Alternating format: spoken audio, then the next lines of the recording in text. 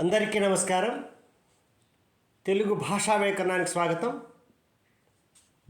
ఈరోజు ఛందశాస్త్రంలోని దేశీయ ఛందస్సు అయిన రగడల గురించి తెలుసుకుంటాం. రగడలు జాతి పద్యాలు. ద్విపద వలె రగడ 2 పాదాలు గల పద్యం. అయితే దీనిలో ఆది ప్రాసతో పాటు అంత్యప్రాస నియమం కూడా ఉంటుంది. తెలుగులో రగడ భేదాలకు రగడకు తప్ప అంత్యప్రాస ఏ పద్యానికి నియమితగా చెప్పబడలేదు.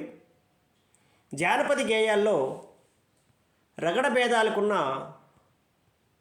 అత్యంత సాన్నిహిత్యమును గుర్తించిన లాక్షణికులు రగడ భేదాలకు ఈ విశిష్ట లక్ష్యాన్ని నిహితం చేసి ఉన్నారు. విశిష్టమైనటువంటి లక్షణం దీనికి సూచించి ఉన్నారు. ఈ రగడ భేదాలను లాక్షణికులు వైతాళీ భేదాలుగా చెప్పినారు. సంగీత శాస్త్రాన్ని అనుసరించి చూస్తే వేరువేరు తాళములలో వేరువేరు గతులలో ఈ రగడలు సాగును.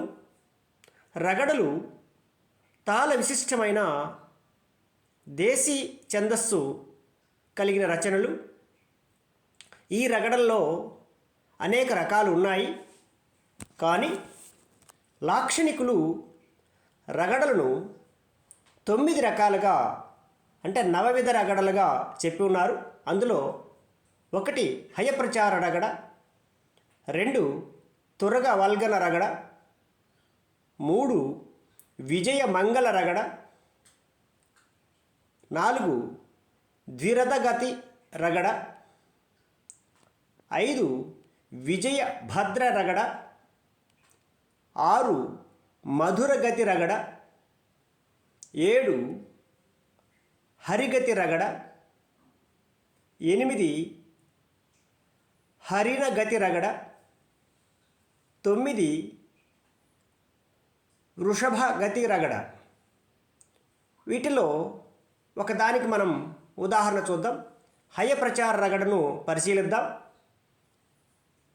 ఇది త్రిమాత్రా గణాలు ఉంటాయి. ఇందులో ప్రతి పాదంలోనూ 4 మాత్రా గణాలు ఉంటాయి. నాగనము గలము మాత్రమే. లగను లాక్షణికులు నిషేధించున్నారు. 3వ గణాధ్యక్షరం ఎతి చెల్లుతుంది.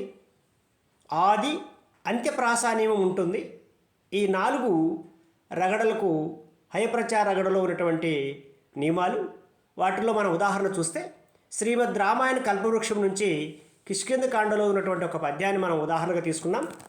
రాజితంబు రత్నమయము, భ్రాజితంబు ప్రసవమయము అనేటువంటి పాదాలు చూస్తే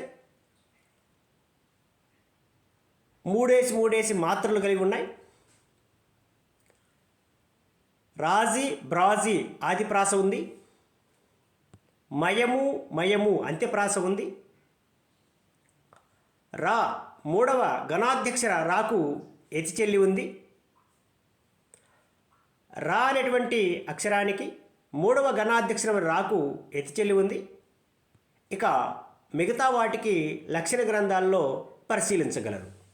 ధన్యవాదములు.